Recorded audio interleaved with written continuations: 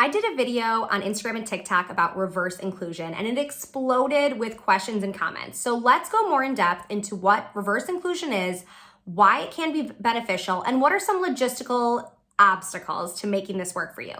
I am Sasha Long. I'm a former special education teacher and a board certified behavior analyst. I'm the founder and president of the Autism Helper, and we are here to share resources, strategies, and ideas for helping those on the spectrum. So let's start off. Reverse inclusion. What is it? So reverse inclusion is bringing students from the gen ed classroom into the special ed classroom. So we're reversing the inclusion model. Now, I'm going to preface this whole video with saying the goal for all of our learners is a more inclusive setting and moving towards that full inclusion model as much as possible. We're always looking for the LRE, the least restrictive environment possible that our students can be successful. For some of our students, the LRE is a self-contained special education classroom. That is where right now we can meet their needs safely and appropriately.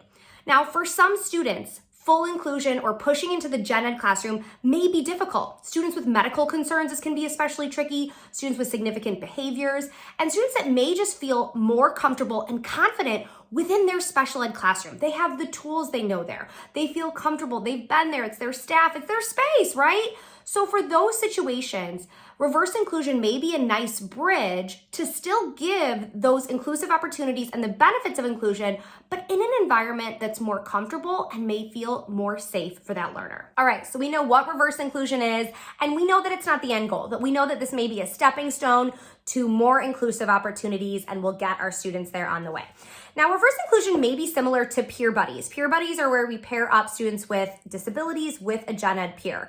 There is a ton of research to support peer buddies, and there's also research to support reverse inclusion. Inclusion as a whole has an insane amount of research, 20 years worth of research on really the benefits of having students with disabilities learn alongside their neurotypical peers. And there's a lot of reasons why inclusion is beneficial, and you're going to grab a lot of those great benefits within this reverse inclusion model.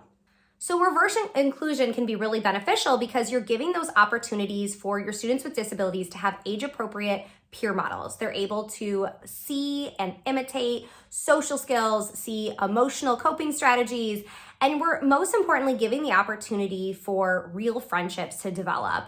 And if we don't have any opportunity for inclusion, there's not going to be the chance for friendships to develop. So we're giving this opportunity for friendships, we're having those positive peer models, and this is all taking place in a setting that's really comfortable. There's also a ton of benefits for those neurotypical peers that are pushing in.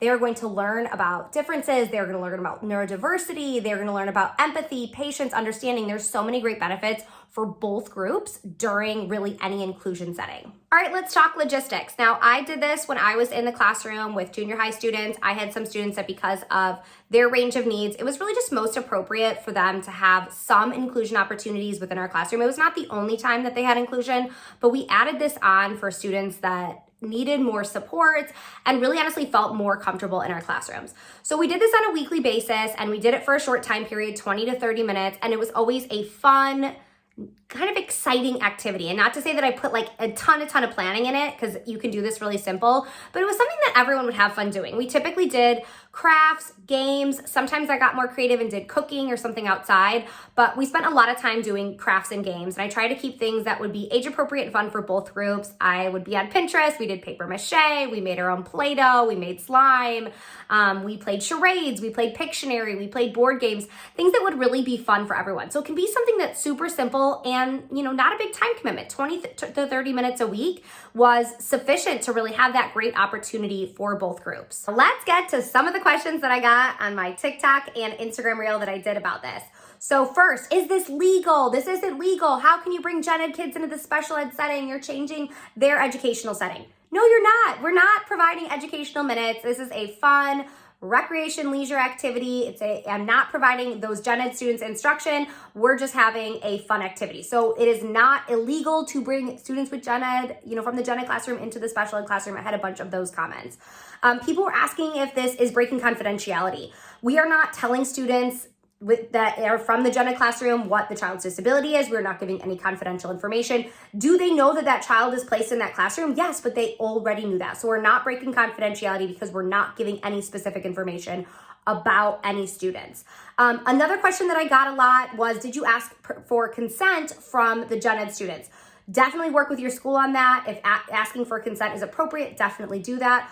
I typically worked with the gen ed teachers to pick students that would be a good fit for this. Sometimes it was honestly a prize that students got to do this because they had a great week, because kids liked coming into my classroom and doing this. So it's great if we have that kind of reinforcing nature where both groups are excited to be part of this, and then it's something that everyone wants to do.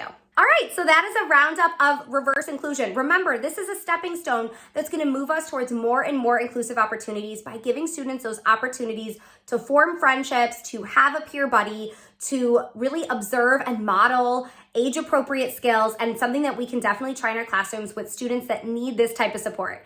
I'm Sasha Long from the Autism Helper. Please follow our page for more resources and strategies for your special ed classroom.